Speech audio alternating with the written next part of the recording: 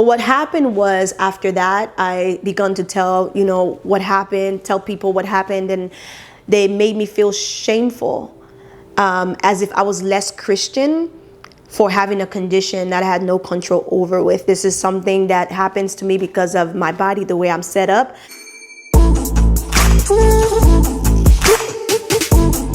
Hey guys, welcome to my channel. My name is Didi, and today I want to shed a light on a topic or this disorder or condition that I was diagnosed with back in 2020. And also there's a message that goes along with my story, with my journey, with what I've experienced with this condition. But I want to give you also like a perspective that God gave me when I was feeling shameful, or maybe I'm not Christian enough because of this condition. I'm talking about PMDD, not to be mistaken with PMS, which stands for premenstrual syndrome. PMDD stands for premenstrual dysphoric disorder, I believe. And with that disorder, it attacks more of the mental aspect of things, whereas PMS, which 80% of women who are menstruating, they experience some type of symptoms of PMS, which is the bloating or the headache and the backache and some mood swings and maybe some anxiety here and there. But PMDD is more severe when it comes to the mental aspect of things, where you fall into deep depression or you are anxious all the time and you're just plain crazy, it feels like. If anybody watching this and you've experienced PMDD or you have this condition as well, I want to tell you that I understand. I see you. I'm praying for you.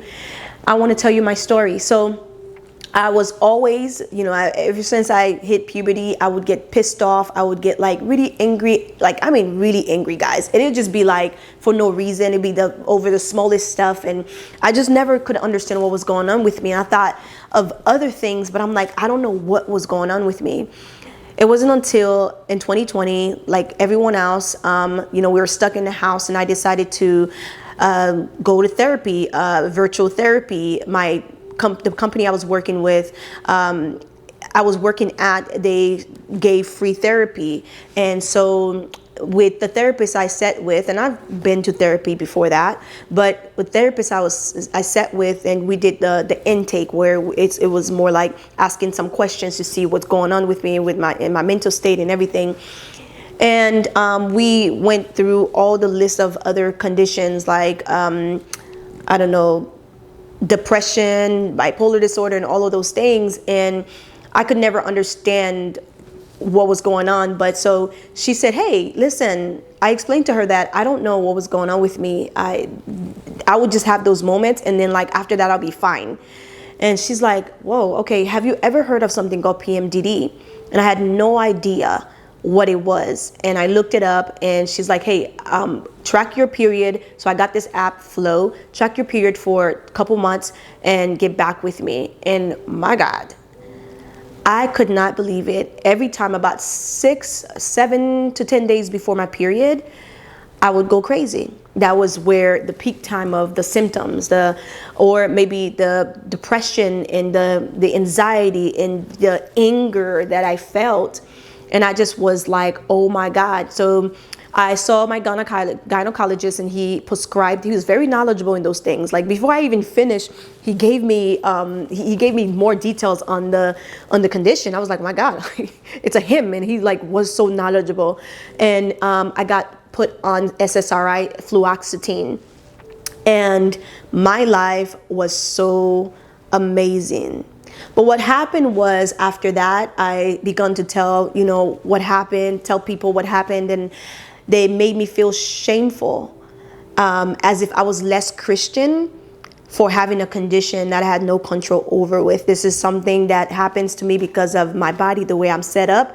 And I felt shameful, and I felt like I was less Christian.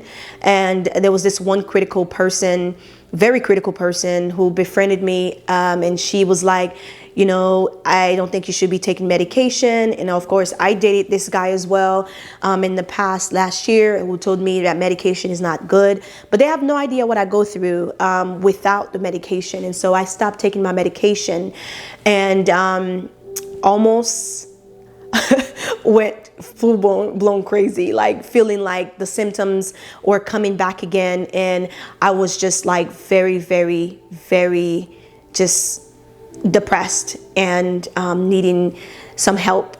I was co-leading a class or a class in my church, and the Lord gave me a revelation about the woman with the issue of blood. Now, many of us know this story, and we probably get bored with hearing about this story, but God gave me a perspective. In the KJV translation, it says that she had gone to many doctors, and this is found in Luke 8, chapter 8, starting in verse 40. In the KJV, it tells us that she has gone to all these doctors, but could never be healed completely, basically.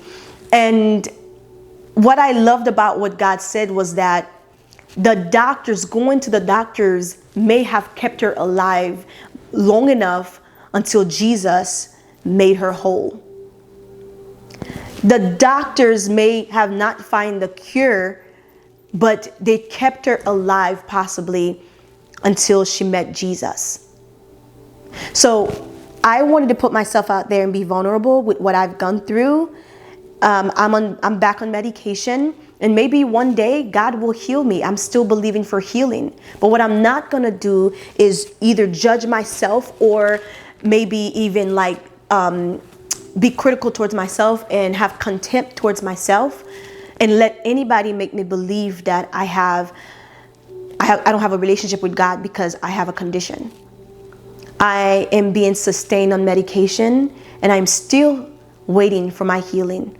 Just like the woman with the issue of blood found in Luke chapter 8, she got her healing, complete healing, wholeness. Healing and wholeness is different, right? When you're healed, you may have to go through healing again, but wholeness is completeness. And so she found completeness in God, in Christ, when she touched the hem of his garment. And I want to tell you that day will come. Believe for it. In the meantime, do what you have to do to be sustained. God sustained us. God sustained us wherever we are. We don't ever question whether we have to take a blood pressure medication. We know we have to. This is what the lady told us at a conference I went to. She's a therapist. She's like, you don't ever question your eye doctor. I forgot how you call it, ophthalmology. Okay, you don't ever question them if they say you have to wear glasses. You put the glasses on because you can't see, unless you want to get laser surgery. That's something different, but you can't see, so you put the glasses on. Why do we question anything regarding our mental health?